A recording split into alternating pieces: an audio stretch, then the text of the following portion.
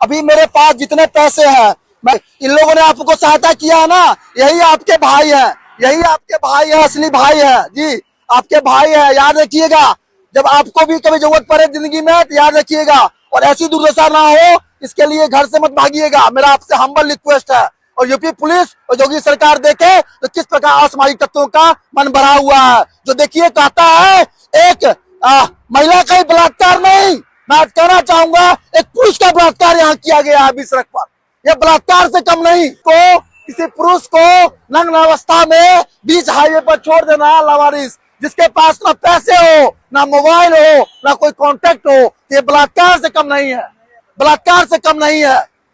और ऐसे बदमाशों पर यूपी पुलिस, यूपी सरकार लगाम लगाए, लगाम लगाए।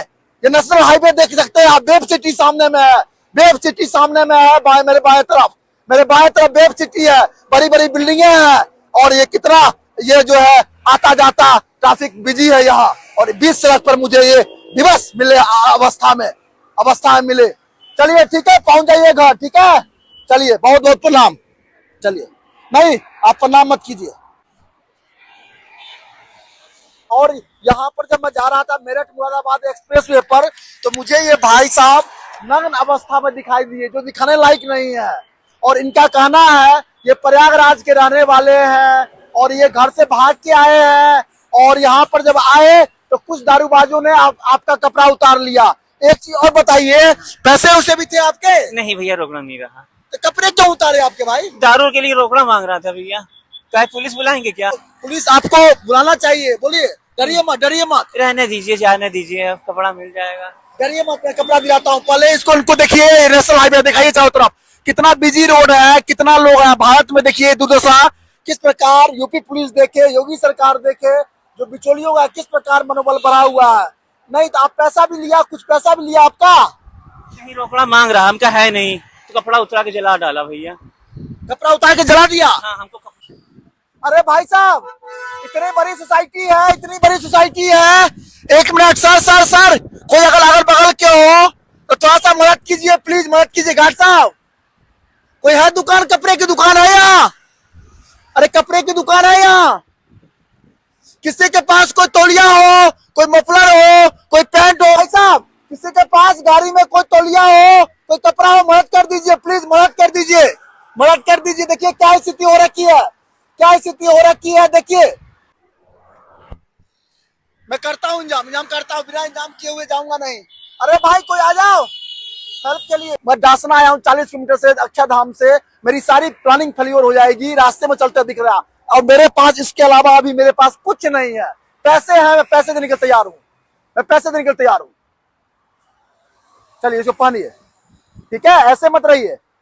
तो ये देखिए कितना देश में दुर्भाग्य है, जो नेशनल हाईवे के ऊपर भैया मांग रहा था दारू, हम उसको आपसे दारू मांग रहा था, रोकड़ा मांग रहा था दारू के लिए। अच्छा, हमने कितने लोग थे? अकेले रहा हुआ। अकेले रहा? हाँ। तो आप बोलिए पैसा नहीं है, तो फिर आपका कपड़ा क्यों उतार लिया? कह रहे हमको कपड़ा रोकड़ा चाहिए ही, रुपया चाहिए। पुलिस बुलाएंगे क्या भैया? अरे नहीं, पुलिस नहीं बुलाएंगे, डरिए मत, आप आपकी सहायता कर रहे हैं। अरे भाई है कोई तौलिया उलिया दे दो यार, मैं पैसा देता हूँ आपको, प्लीज भाई को। तो नहीं तो कपड़ा क्यों जला दिया? कपड़ा जला दिया उतार के? हाँ। क्या किया? कपड़ा उतार के जला दिया? हाँ, जला डाला। आसपास कोई नहीं था? नहीं भैया, कौन नहीं रहा। तो ये पूरी कहानी आप समझ सकते हैं संक्षेप में।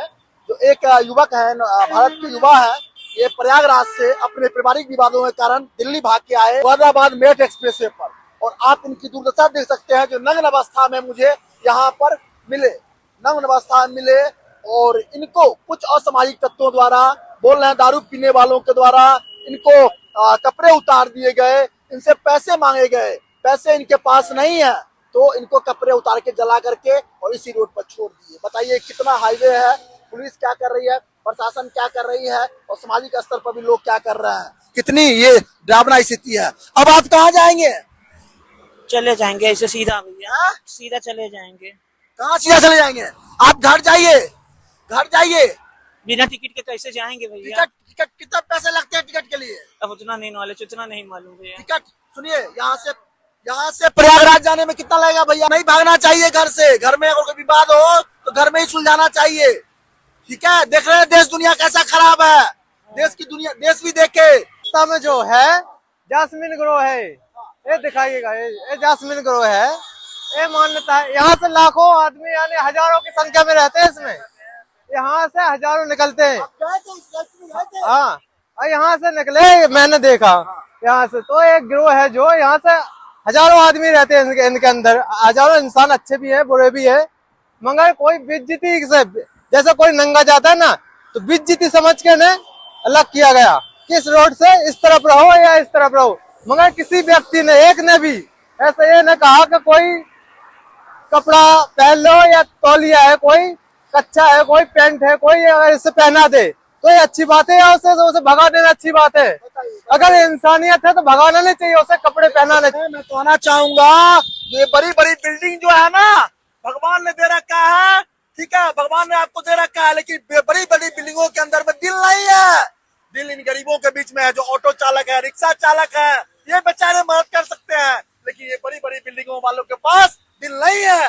जैसा ये बता रहे थे, इनके साथ एक दुर्घटना हुई, दुर्घटना इतनी हुई जो 5 सम्मान के ऊपर आ गया। अभी ये नग्न अवस्था में यहाँ बीच रोड पर पड़े हुए थे, हाईवे पर पड़े हुए थे, और जब ये सोसाइटी के सामने से गुजरे, समर्थमान लोगों के सामने समस्या दिखी तो उन्होंने उनसे नजर फेर लिया। कितना दुर्भाग्य है देश का, क्या इतनी बड़ी बड़ी बिल्डिंग में रहने वाले लोगों के पास, समर्थमान लोगों के पास, इस असहाय लोगों के लिए एक नहीं थी, एक कमीज नहीं थी, एक को तन ढकने के लिए कपड़े नहीं दे सकते थे, उनकी समस्याओं को सुन नहीं सकते थे। दुर्भाग्य है देश का, दुर्भाग्य।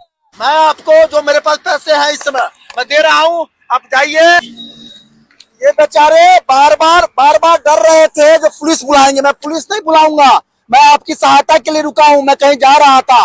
अभी मेरे पास जितने पैसे हैं मैं आपको देता हूँ, जो भी मेरे पास है, देखिए बटुए में, ठीक है, आपको देता हूँ। चूंकि आपका मोबाइल भी नहीं होगा, मोबाइल भी नहीं होगा तो पेटीएम कर सकूं, मोबाइल भी इनके पास नहीं है, लेकिन मेरे पास जितना है मैं आपको सहायता करता हूँ। आप जाइए, अपने घर पहुंचिए, लीजिए एक एक पैसा मैं आपको इसमें से दे रहा हूँ। अगर कोई भाई है तो और देखो, इसमें पैसा है तो निकाल के दे दो इनको, ठीक है, कोई बात नहीं, ठीक है। भारत देश जो है ना, ये दानवीरों की कमी नहीं है, सहायता करने वाले कमजोर नहीं है। लीजिए इसको, छोटी सी सहायता, इसको समझिएगा, छोटी सहायता समझिएगा, और अपनी दुर्दशा ठीक करके आप घर पहुंचिए। नहीं, प्रणाम मत कीजिए, आप घर पहुंचिए, ठीक है, घर पहुंचिए। तो मैं कहना चाहता हूं देश की जनता से भी, इस अजय आर्मी को, इस भारत भक्त को एक बार आशीर्वाद दीजिए।